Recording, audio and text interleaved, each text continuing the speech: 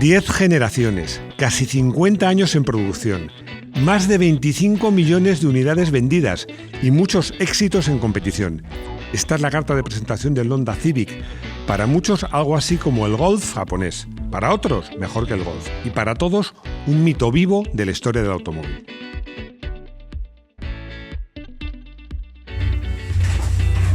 Bienvenido a Garaje Hermético.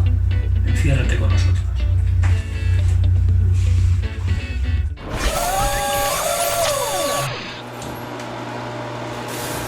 No conozco a nadie a quien no le guste el Honda Civic. Da igual que sea aficionado o no, un experto del automóvil o un desconocedor, un aficionado a los coches japoneses o a otro tipo de coches. Pero es que es un coche tan especial, con tantas versiones y tan especiales, que seguro que hay una que te gusta. Este vídeo me lo ha pedido un garajista que tiene nombre que parece de agente secreto. El nombre es Engineer SK, pero no habría hecho falta que me lo pidieses, porque es que había que hacer un vídeo del Honda Civic. Por 3 razones. No soy yo quien para pontificar de esto, pero voy a dar mi opinión. La primera razón, todos los Honda Civic, todos, desde el primero al último, siempre han destacado por una enorme calidad de construcción. El segundo motivo es que siempre han sido tecnológicamente muy avanzados, todos los Civic, desde el primero al último. Y el tercero me voy a detener un poco más, porque para mí ha sido un coche muy fiel a sí mismo. Yo ahora os voy a explicar lo que quiero decir con esto. En esto me voy a detener porque para mí es una de las características más que me definen mejor a Honda Civic. Y lo voy a comparar con el Golf. Por ejemplo, el Golf. El Golf, desde que nació, ha tenido motores de 4 cilindros, de 5 cilindros, de 6 cilindros, con turbo, con compresor G, con turbocompresor, con tracción total, con diversos tipos de tracción total, la mayoría con tracción delantera, incluso ha habido versiones de todoterreno. Pues ha habido mucha variedad técnica. Pero ahora hagamos un ejercicio. Pongamos el Golf MK1, mejor todavía, porque el MK1 del señor Giugiaro y se distingue de todos. Pongamos un Golf MK2 al lado del último. Y no son iguales, claro que no son iguales, pero tienen un inconfundible aire de familia. Y si vemos generación a generación, cada una es una evolución de la anterior. Bueno, esto dicen los expertos de marketing, que no es mi caso, que es buenísimo, ¿no? Es cierto, o sea, tú ves un Golf y lo identificas. Pero para mí, confieso que me resulta un poquito aburrido. Es que al final todos los Golf son iguales. Yo tengo el MK2 y estoy encantado, pero es que no tengo ninguna motivación para comprarme otro más moderno o mejor. Bueno, hay una cosa que está clara, que a lo mejor el Golf, si no te enamora, lo pruebas y te convence. Es un coche excepcional. Pero el Civic es un coche muy diferente en un sentido de que ha evolucionado mucho y de unas generaciones a otras, salvo la 1 y la 2, y quiero recordar que la 5 y la 6, son todas muy distintas entre sí. Pero antes de comenzar a hablar de las generaciones del Civic, quiero detenerme en un aspecto que me parece importante de destacar. Yo tengo especial debilidad por aquellas marcas cuyos gestores, cuyos jefazos, superjefes, no solo son buenos gestores y con títulos en grandes universidades, sino que son ingenieros, son técnicos. Este es el caso de Honda, cuyo fundador, Soichiro Honda, era una persona que era más ingeniero que gestor.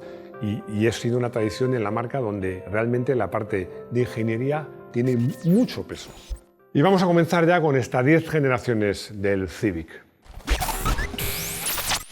Primera generación. El primer Civic, y esta es la última referencia que hago al Golf, que me he dicho Rodrigo que hago mucha referencia al Golf, pero bueno, yo creo que era obligado. El primer Civic aparece 2 años antes que el Volkswagen Golf. Bueno, y era un coche, fue, digamos que revolucionario, porque era un coche muy refinado, asequible, muy económico y divertido de conducir. Sobre todo en el mercado americano fue una auténtica revolución, porque además fue el primer coche, que no me quiero equivocar, y que fue elegido, el primer coche, mejor dicho, que superó la normativa de la Agencia de Protección Medioambiental de los USA, de los Estados Unidos de Norteamérica. Y fue elegido 4 años consecutivos como el coche de más reducido consumo de ese país. Yo creo que esto fue una parte de su éxito. Pero es que, además, desde el principio hubo versiones de 3-5 puertas y hubo versiones deportivas que inicialmente se llamaban RS. En España, este primer Civic, para mí uno de los más bonitos, no sé si es el más bonito, pero de los más bonitos, y desde luego de los que tienen más personalidad. Como os decía, en España fue un rara avis, porque sabéis que en esa época en España había unos aranceles salvajes, realmente era un mercado cerrado. Solamente en Canarias, las Islas Afortunadas, por su clima, por su gastronomía y además porque estos coches importados, el Civic y otros, podían comprarse allí, pues se pudieron ver y realmente había bastantes. Segunda generación. En el caso de la segunda generación sí que se puede hablar de una generación muy continuista. Prácticamente mejoraban muchas cosas, llegaban las versiones catalizadas, pero vamos, estoy ahí viendo las fotos, realmente era una ligera evolución de la primera generación. Tercera generación. En estos años había una gran diferencia entre la industria japonesa y la europea. La industria japonesa tenía más agilidad. De hecho, como estáis viendo, las generaciones se sucedían muy rápido unas detrás de otras.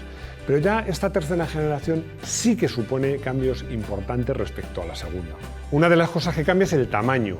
Crece un poquito por fuera, pero sobre todo por dentro. Se aprovecha mucho mejor el espacio. Desde el punto de vista estético, ya lo estáis viendo, hay más líneas rectas, es un coche más luminoso y además ya empieza a incorporar, porque en este momento ya Honda está metida en la Fórmula 1, tecnología importada de la Fórmula 1.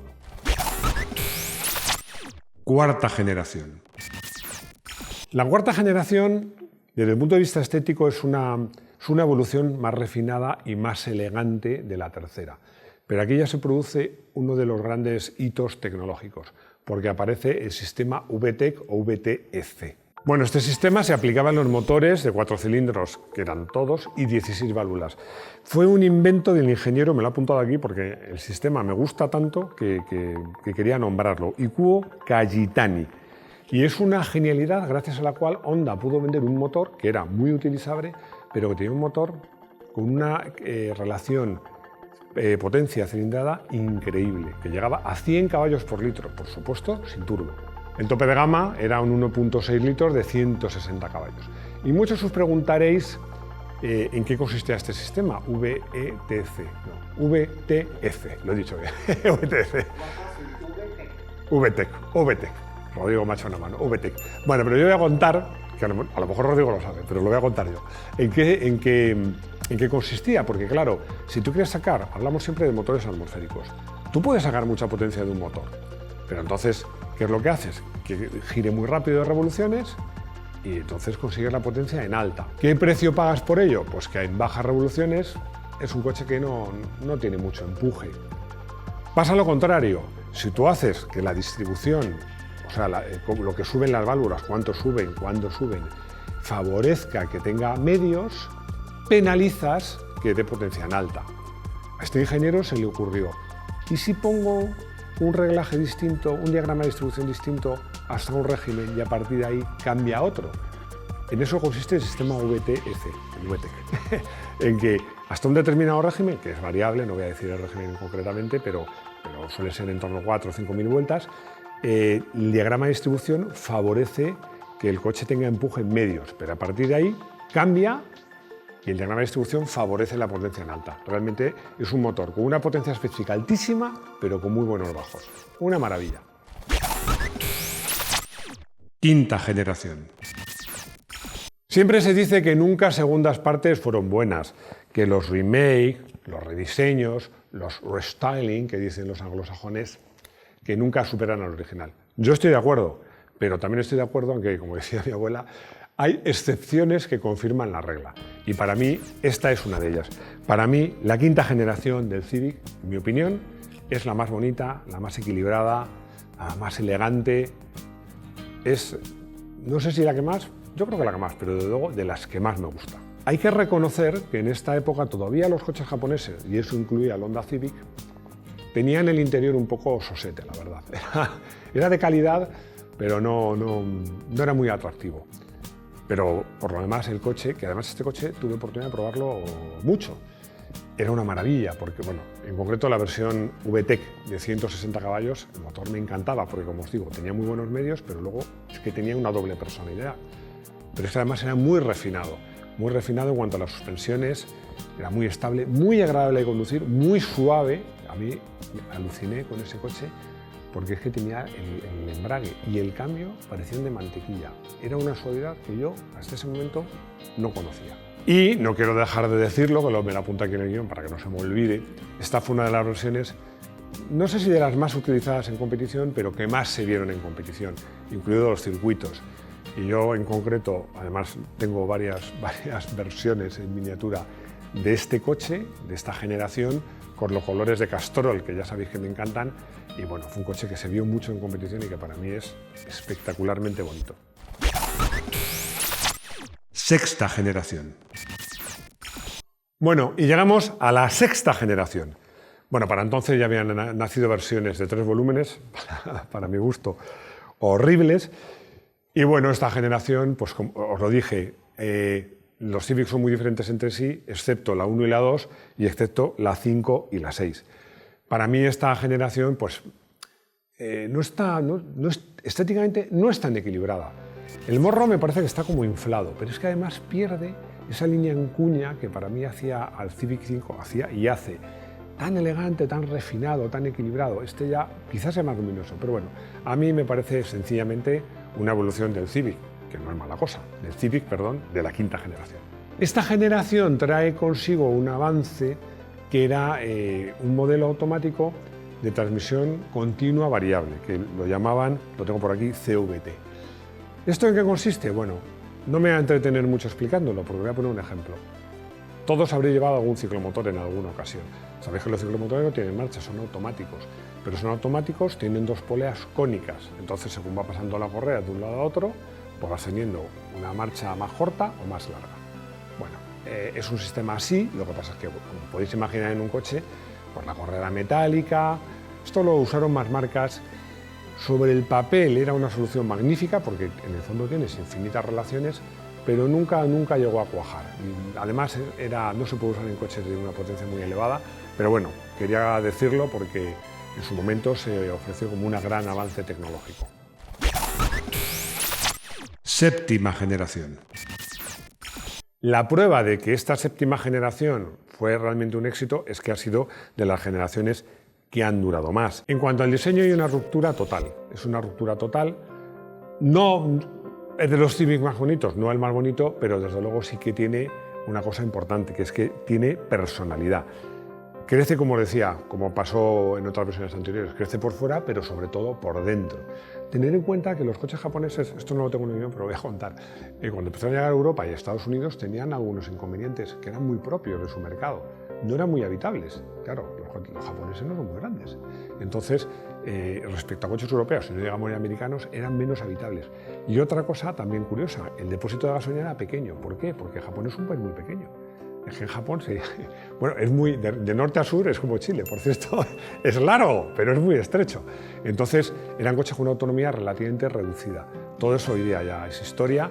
Y bueno, pues este Civic ya solucionaba el tema de la habitabilidad. Hay una cosa buena de este Civic, que es que ya el interior no solo está bien acabado, sino que además es mucho más bonito. Pero hay otra cosa mejor, y es que nace la versión Type R, una versión con nada menos que 200 caballos y unas suspensiones y frenos a la altura. Yo tuve la fortuna de probar este coche muchos kilómetros por carretera y autopista, pero también en circuito, porque había una copa que era ibérica, que corrían pilotos portugueses y españoles, que por cierto, ¿cómo van los portugueses? Van como locos, corrían un montón. De hecho, el que ganó la copa era un portugués, que fue el que me enseñó varios trucos muy interesantes, que algún día los contaré, pero hoy no los voy a desvelar. Pero realmente os puedo decir que el coche de competición es que tenía unos amortiguadores un poquito más enérgicos, un poquito más bajo de suspensión y ya. Y era rapidísimo. Además, lo probé, corrí esta carrera en un circuito que para mí es de los mejores del mundo, que es Jerez. Octava generación. Ya sabéis que yo aplaudo a las marcas que son atrevidas y que innovan y que son valientes. Y hay que reconocer que Honda en esta generación, la octava, pues lo fue sacando una nueva carrocería que mucha gente le puso ya un nombre y que si estéis viendo las fotos, que las estaréis viendo, lo entenderéis. Muchos le llaman el ovni o el platillo volante. Bueno, es evidente. Es un diseño que al principio costó que gustara, pero acabó gustando bastante, aunque no se puede decir que tuviera un éxito arrollador. Yo aquí me voy a detener para hacer una reflexión, que ya sabéis de esas que me gustan y a Rodrigo le desesperan porque salen los vídeos muy largos. Cuando un diseño es muy bueno, es atemporal. Os voy a poner un ejemplo. El Citroën CX. Citroën CX se presenta en 1974. Todavía hoy, que hacen, va a hacer 50 años, ves un CX, hombre, no parece un coche, un modelo recién salido de feria, pero no parece un coche muy antiguo. Pero fijaros en el ejemplo contrario. Y he elegido un coche que es el Ford Scorpio de la segunda generación. Este coche, para que os hagáis una idea, entre la prensa de motor, por lo menos la prensa del motor española, le pusimos un apodo cariñoso, que era el espantomóvil. Este coche apareció en 1994 y ya cuando apareció parecía un coche antiguo. Ahora lo ves y parece un coche americano de los 80, ¿no? Pues eso le pasa un poco a este coche, a este Honda de la octava generación, que cuando salió era un coche muy moderno, era un coche rupturista, tenía su encanto, pero ahora mismo es que si pones este coche al lado del Civic de la quinta generación, el de la quinta generación parece incluso más actual. Novena generación. Honda quería salir del atolladero del Civic OMNI y entonces la novena generación rompe con el pasado. Y también llega una novedad, que el motor diésel está presente en la gama, empieza a tener peso. Y ya sabéis que las marcas japonesas en general y Honda particular inicialmente no tenían motores diésel. Décima generación. Con la décima generación, Honda rompe completamente con el pasado. La décima generación nace en 2016, o sea, hace bien poquito, y rompe con todo, pero rompe no solo estéticamente. Es un diseño para mí un poquito más manga, que no os creáis que siempre me gustan mucho, pero bueno, el coche me parece bonito. Pero es que incluso rompe, sobre todo, técnicamente. Rompe técnicamente hasta el punto que empiezan a aparecer versiones de 3 cilindros y aparece el turbo.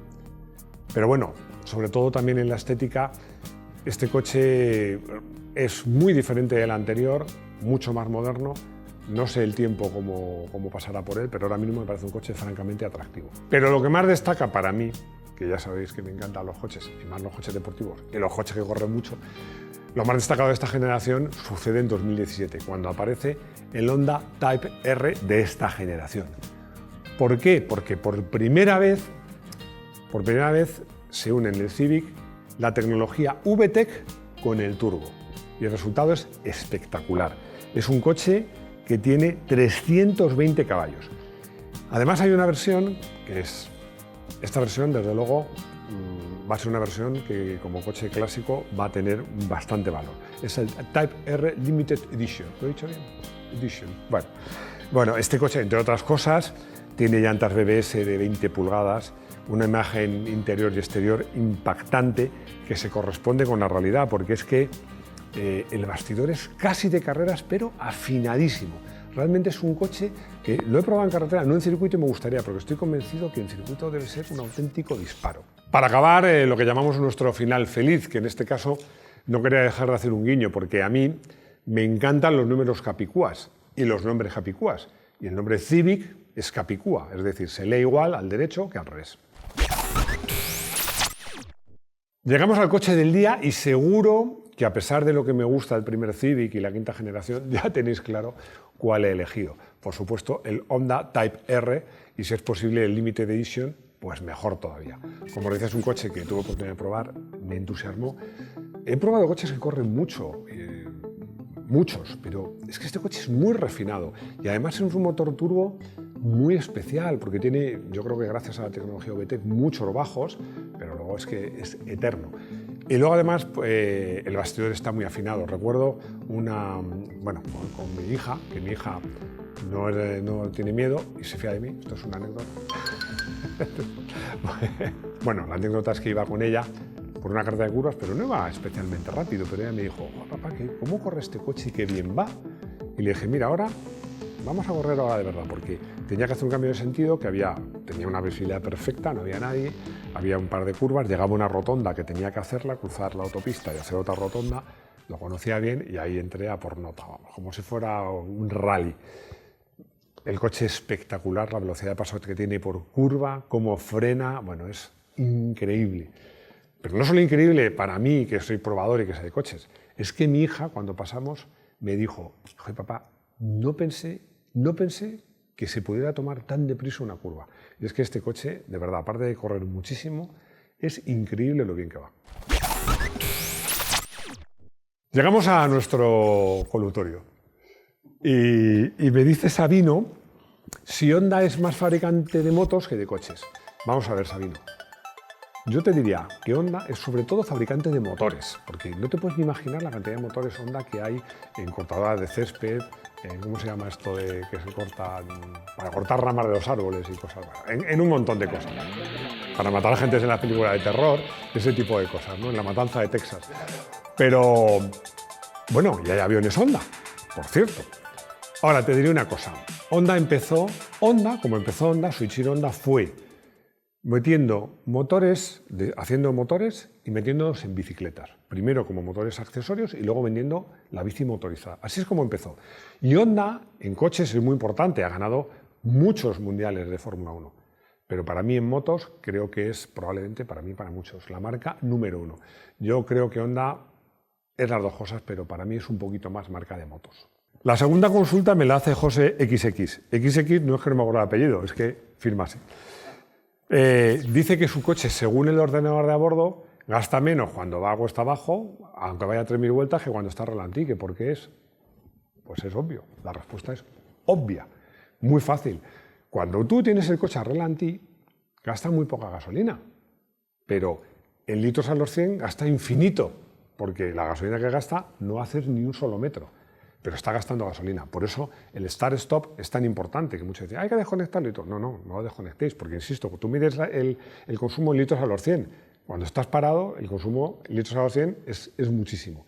En cambio, cuando tú vas, es decir, el coche empuja el motor, tú levantas el acelerador del todo y el motor está reduciendo, entra 0 gasolina en el motor. Entonces, por eso, obviamente, indistintamente del régimen, cuando va reduciendo el coche gasta menos gasolina que a ralentí. Bueno, hemos llegado al final de este vídeo. Hacía tiempo que quería hacer un vídeo de Honda Civic porque es un coche por el que tengo especial cariño y además para mí es un mito. Si os gusta este vídeo, si os gustan este tipo de vídeos, por favor, decídnoslos en los comentarios. Oye, haznos un vídeo de tal coche, de tal otro, de tal. Hombre, coches que sean conocidos, ¿no? Bueno, o raros también. Y si os ha gustado el vídeo, nos das un like, das a la campanilla, nos seguís en redes sociales. Ya sabéis que tenemos un podcast los lunes exclusivo que no lo podéis ver en YouTube. Y sobre todo, este señor no, porque este es un antipático en el fondo. Pero yo que soy muy simpático, sí que quiero veros de nuevo en nuestro garaje hermético. ¡Hasta pronto!